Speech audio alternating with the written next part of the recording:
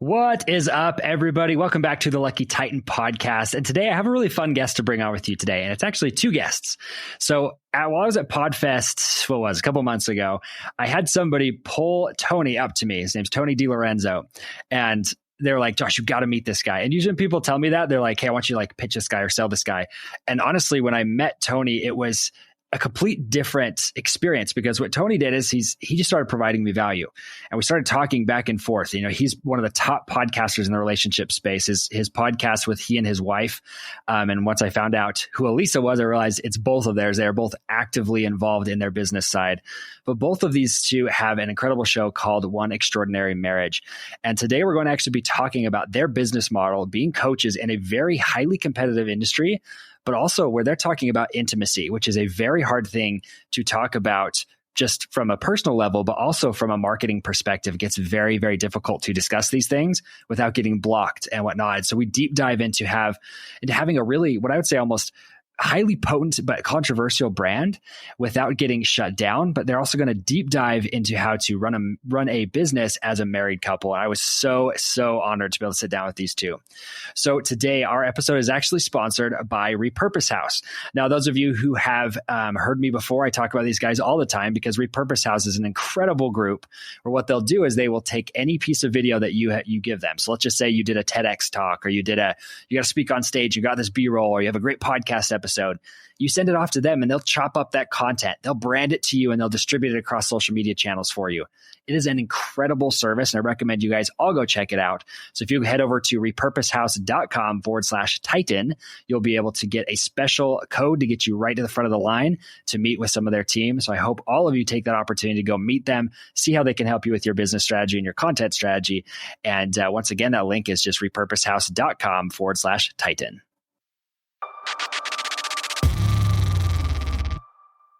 All right, everybody, we are back here with Tony and Elisa DiLorenzo. And this is an interview I'm so very, very excited to have you guys here for, because I had a really interesting experience at PodFest. So I was talking to somebody and they're like, oh my gosh, you've got to meet this guy. And they come pulling him up to me, and it was Tony. And it was really quite an interesting experience, because usually when people say that, they're like wanting me to give somebody some free value or something.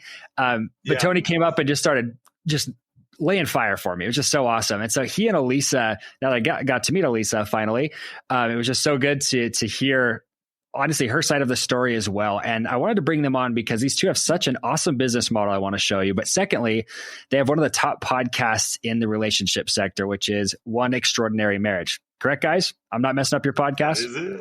Okay. I just so many of these back to back. I'm like, I literally just listened to it. But first off, guys, say what's up to everybody, and then we'll hop into the interview. Hey, everybody. What's up? We are so excited to be here. Yeah. Hello, everybody. Great to be here with you. So, guys, just for those of you listening to this, I will be addressing Tony and Elisa at different times, just so you know. I'm not trying to just say, hey, Elisa knows nothing about business and Tony knows nothing about coaching. But that's the two sides of their company. And I really want to get both of their takes on this today. So I want to kind of kick this off with you, Elisa. Is that okay? Sure. Well, for me, I don't know you as well yet. I feel like I know you better because I've been listening to your show, but I got to know both of you better. So, Elisa, awesome. What was the moment for you where you said, I'm good enough at relationships that I want to be a coach on this? It was actually, that's such a good question, because we had started the podcast back in January of 2010. Correct. Oh my gosh, that sounds like ages ago. You guys are like OGs in this space, by the way. Pretty close. Pretty close. But in starting the podcast, we started getting emails from people asking, well, how do I get what you've got? How do I do what you do? This is the challenge that we're facing in our marriage. And we'd try and answer them back with emails. And then they would come back to us and they'd be like, yeah, so I'm having the same problem. And I have this unique memory where I just hold on to everybody's problems, and I can, not that I internalize it, but I remember it. And I'm like, I already gave you an answer for that. And she remembers names, Josh. Like they emailed us 6 months ago. I'm like, they did? Yep. And she'd just pull it up in our Google email and be like, oh, they did. Okay. Yeah. And so it was after about probably a year of that I said, you know what, I need to actually go get formal training for this, because we were getting so many emails and people would kind of like what you were saying when you were at PodFest, right? Like people come up and they want the free value, but what happens when you turn that into like a coaching model where there is that exchange? People are investing in their breakthrough. And so it's been about 10 years now that I've taken, just all of the input from the One Family challenges and things like that to really step into coaching others and helping them get their breakthrough. Yeah. And what I love about this, and this is why I wanted to ask this question, is there's kind of this moment for coaches where it's like, am I being an imposter if my relationship isn't perfect? Because I mean, I'm sure you guys would admit your relationship's not perfect. Maybe it is, but it's no. 26 years married and we still are working on it. Yeah. What always interests me is, in your space, it's one of the most critiqued spaces as well. It's like that in fitness, where if you make one mistake in your marriage, I mean, you're going to get filleted, right? And they will come after you, right? You look at, what's her name? The girl wash your face lady. Like she was all about like saving your marriage and then got a divorce. Hollis. Yeah. Rachel Hollis. And I just remember being like, get out of her face. And she doesn't have to be perfect to teach you like incredible principles that might have saved your marriage. So I'm just kind of curious, like how you guys are managing that and able to commit to it, or was it just not a fear at all in the first place? Well, I think we actually addressed it from the beginning. Yeah. Episode 4. Yep. Episode 4. Yeah. So after episode 3, we got this scathing email, Facebook message, actually a very long Facebook message from a gal I went to high school with, basically saying, what qualifies you? What have you been through? Like, I mean, she was just coming from a place of hurt, but I was like, oh my gosh, like, what is this? And so in episode 4, we laid out, our challenges financially. We laid out, the story of the loss of our child. We laid out our challenges, with sexual intimacy in a couple. And we made a commitment to the One Family at that point in time that there were 3 core values. We were going to be open, honest, and transparent. So for the last 13 years, we've laid out the fact that we aren't perfect, that we still have fights, that, sometimes we aren't having sex as much as we'd like to, that, we deal with money struggles and parenting struggles as a couple. And so we've really done a lot to not be perfect so that we don't have that same, you're on a pedestal. It's much easier to knock off if you make one mistake type of thing. Yeah. So when you have such a controversial topic like sex, right? And in the last, I feel like it's become more popularized to talk about in maybe the last 2 or 3 years. But before that, it was like a big, bad no-no. So that's why I'm really intrigued where 10 years ago, you started talking about this. How did you get to the point where you were able to actually market this without like getting banned on Facebook and getting shut down? You know what I'm saying? That's probably a Tony question. Absolutely. This is more a Tony question. Yeah. One of our books is called The 7 Days of Sex Challenge. And that got booted really quick, and as well as other places, and which makes complete sense. So from that standpoint, what we ended up doing is we created this thing called the Position of the Month Club, which is now called the Position Post Magazine. And it is our marriage magazine. It's a digital magazine. It talks about our 6 pillars of intimacy. It talks about the different topics, but we come from it from a, hey, we're going to share with you the Position Post magazine, and this is how you're going to be able to strengthen your marriage. And that's how we've been able to work with Amazon, Facebook, other folks, as well as with like the 6 pillars of intimacy. That helps us to come around that, because even though it says intimacy, we're able to get typically their AI will kick us, but if we ask for a review, we'll get approved. Really? Wow.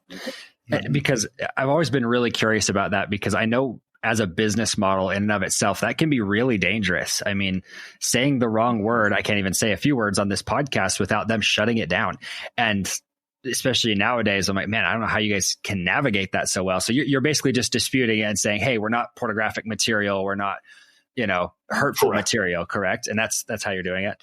Because I know somebody exactly. I was going to say, even now within Facebook and with like Facebook ads, we don't even get declined. I mean, they approve our stuff, and so haven't had any problems as of late. That's amazing. That is so amazing. I know that sometimes if you can tie it to like, hey, I have a PhD in this topic, they'll allow the material, but that's so stupid to me. I say it's so stupid, but anyways. So I'm just always really curious about how you can navigate that. So coming back to you, Elisa, with coaching people along this topic, how are you coaching them without being a therapist? Does that make sense? Yeah. In regard to the therapy question, I mean, I think it's really important for people to know, and it's very specifically for me as a coach to know what would be something that would be therapy. When people talk about trauma or addiction or things like that, I am the first person to say you need a therapist for that. I am really looking at where is a couple now, what's brought them to this point, and what are the tools and strategies that they need to go forward into the extraordinary marriage that they want to desire, that they really desire. I take it from a very action-oriented approach. If we start getting into, childhood trauma and things like that, I'm like, I need to know about it, but I am not healing it. I'm not fixing it, because that, as a coach, that is all therapy. And for me, the delineation is really clear. And I share that with people that, even ask the question, because I want people to get what they need. Yeah, that's amazing. Well, and for those of you who are listening to this, we're having some lag, so I apologize if there's any weird overlap here, guys, but I appreciate you being so open and willing to keep sharing, because this is good. I have so many things I want to ask you, but I know we have to keep this really short. So I want to actually talk the 6 pillars of intimacy, though, because, and I appreciate you sharing your model, and I hope that sparks a lot of interest for other people who want to maybe enter this space. I don't mean to have you train your competition, but it's all good. Plenty of marriages out there. Yep. Plenty of marriages we need to save. Plenty of people to help. And my big curiosity, though, with the 6 pillars of intimacy is, for those who are busy entrepreneurs and they're constantly fighting the quote unquote work-life balance, which I actually don't believe there is a balance. I think it's intermingling the both. And I think we've sufficiently hashed that here on the show, to be honest. But the curiosity I have is, like, how are you helping them embrace intimacy in their life? Because from what I'm understanding from your program is, it's not just about sexual intimacy, but there are multiple types of intimacy in the marriage. So do you mind kind of touching on that? Yeah. And, I think the 6 pillars of intimacy is actually a great framework for busy people, for entrepreneurs, because it is just that. It's a framework. It's saying that intimacy goes beyond just sex. I mean, a lot of what you'll hear us say on our podcast is you can't be having sex 24/7.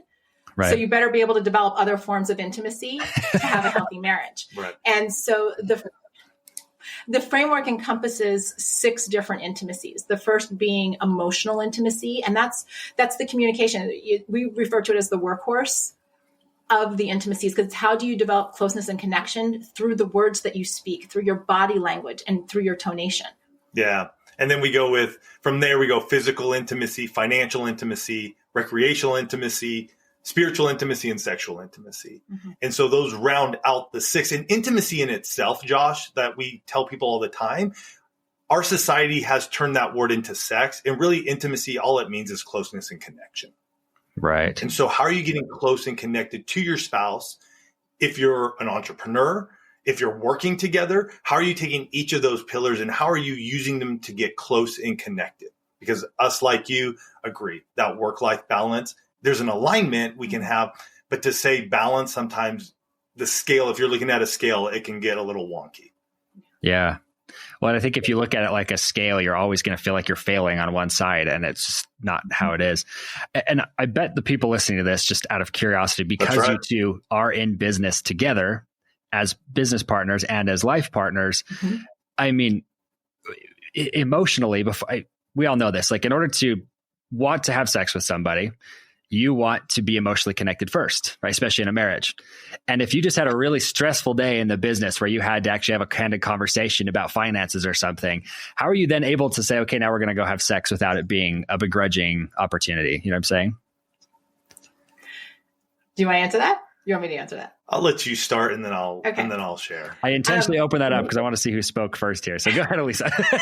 I'll let Elisa share first. Well, and this is a great question, because when you are business partners and marriage partners, it's something that you have to deal with on a regular basis. And we get really intentional about what are we doing to romance one another? How are we having those conversations to say, hey, here's where we were during the day. but I still want to be intimate with you. Does that mean that we need to spend some time? We might just sit down and play a game first so that we can just kind of get into that headspace where we're separating from work and getting into it's us. Do we want to go for a walk? Do we want to go grab a bite to eat? And then really start to create that transition. And I think this is a big thing for entrepreneurs. What's the transition between your work day and coming back into couple life or family time instead of just being like, it all blends together? Really, like even one of the things that we do a lot of times on date night is we will sit side by side on a date night. But if we're out having a business meeting, we sit opposite of each other so that we just visually delineate this is a business meeting versus this is a date. Wow. That is amazing. I love it, just the fact of even sitting in a different place. It almost breaks the pattern. Yeah. Is that kind of what you're bringing up? Is it kind of interrupts the pattern for you? That's cool. It's, right. What's so interesting about this, because my wife is not my business partner in our marriage. And I don't think we work well together that way. We've both kind of agreed on this where we're like, that's probably not a direction that we want to take. And, that's good. But I see couples like you at times, I'm like, man, I'd love to bring my wife in on this. But then I go back to the fact that we're both kind of very similar personalities. So it could cause a lot of friction because I'd be wanting to take lead and she'd be wanting to take lead. And that kind of is my next question to you is, how do you decide who takes lead in the company side? Yeah, that's a great question. And something that's been some good conversations over the years. Yeah, and something we struggled with for a long time, Josh, to tell you the truth. And I think we had a dream, we had a vision, right? Mm-hmm. We started the podcast in 2010 with the purpose of impacting one marriage. That was our goal. And it's still our mission today. Every day we wake up going, and we tell our team is, how do we impact one marriage? With that though, tasks start to build up and, hey, we want to do this project. We want to do this thing. And we would get muddled up in who does what. And we would just things would just fall to the wayside and it wouldn't get done and it would frustrate both of us. And once we really started honing in on what our strengths are, what are you really best at, Elisa? What am I really best at? And let's put ourselves in those places.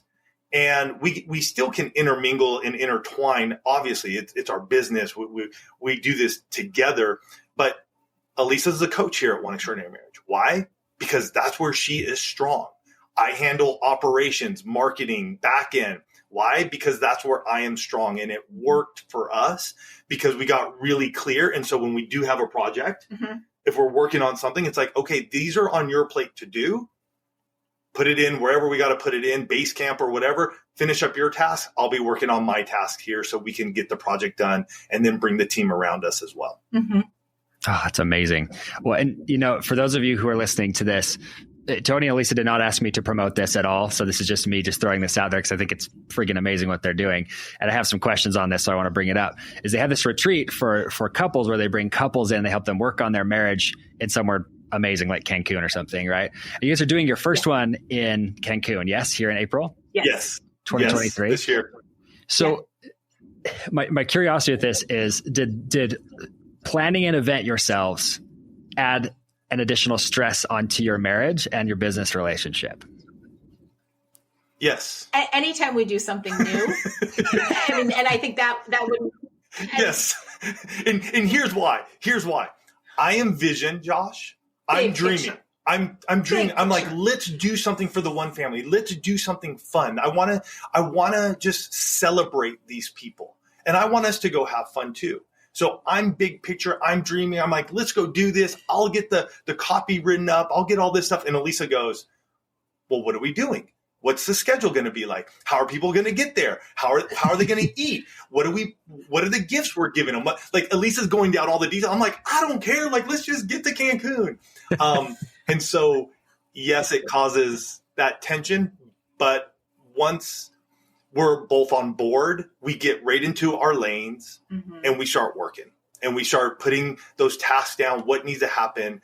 And we find that rhythm again of like, okay, this is what needs to get done. You got to get that done. Okay, I need to get this done. Okay, who we bring in? Who's on the team? What's going to go there? And we get moving. But usually is there's a little clashing of heads. It's a gas pedal that needs a brake pedal. That's a great. Because he's all let's go, and I'm like, stop! I need to fill in the details. Yes. My brain wants to make sure it's all going to work, and he's just like, it will work. And so gas pedal and brake pedal, and we usually end up going. It just might not be as fast as he would like to go. Yes.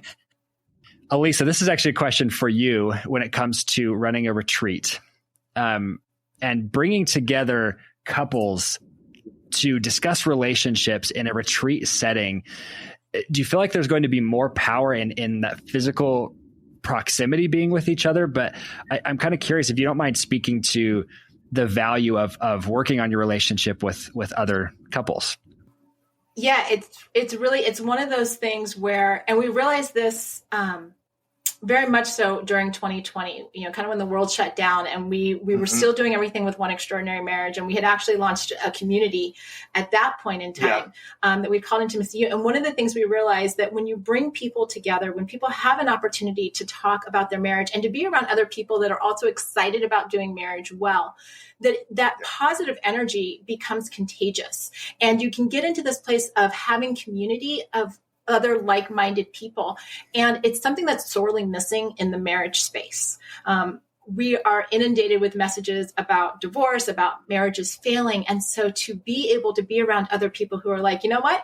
We're excited about strengthening our marriage. We want to have an extraordinary marriage. And you do too?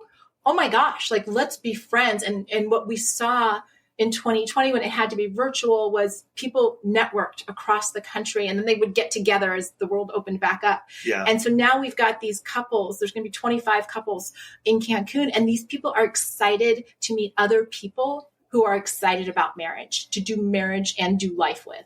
Yeah. And from our perspective is we get to put our arms around the one family. At the top of every One Extraordinary Marriage show, we have a section called Hugs. And hugs are the way we get testimonials or we get feedback from the one family. Yeah. And it's a really impactful and powerful part of the podcast because we get to meet so many people, or they get to meet us really through the podcast, and we're in their ears. And it's emotional. Like sometimes I'll just start breaking down. I'll just start crying because I don't realize the impact we've had. But to be in person with people is to actually give them a hug, to put our arms around them and just say, love you guys. Like we're just as excited to have you here as you are here because you're part of the one family, and we do this to impact one marriage. And, if we can connect you with other folks in the one family, that allows you guys to, like, iron sharpens iron, right? If we can put you in that community so that you guys can strengthen yourself, then let's go.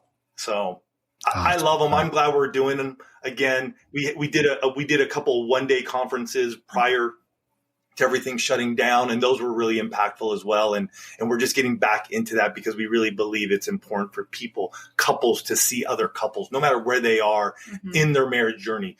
A year married to 40 years married, everything in between. Like it's just a wonderful place to be.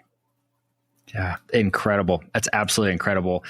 And guys, for those of you listening to this show, make sure you go check out One Extraordinary Marriage. Such a fantastic podcast. And then go buy their book. It's The 6 Pillars of Intimacy. Well worth the time. Obviously, we'd love to have these guys tell their story for hours and hours and hours. But you can go get that for free over on their podcast in their book. So go check out their story. Yeah. And I do want to ask you both just one final question. This is one I'd like an answer from both of you, actually.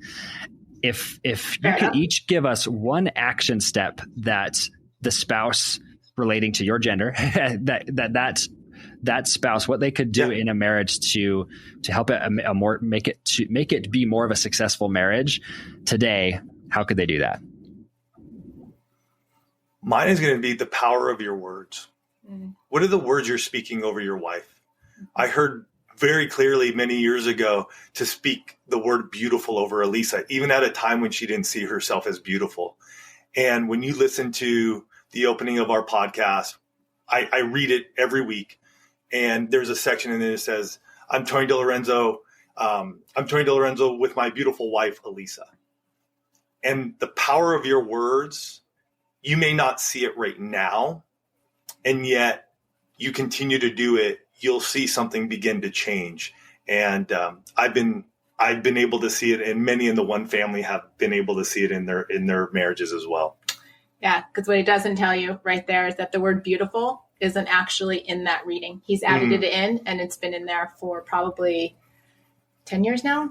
8. Wow. 8 years. Yeah. That's so a long time. Wives, what I would say to you is stay curious about your husbands. Tony and I have been married 26 years. He's not the same guy that I married all those years ago. And if I kept looking at him as the 22-year-old that asked me to marry him and the 23-year-old that I married, I would miss a lot. So asking questions, finding out what's going on, staying curious about your spouse is actually a gift, because the two of you are growing, changing people. Mm-hmm. And you want to know who you're married to now, not living in the past, not looking over your shoulder, but who am I married to right now? And what do I love about you and who you are now?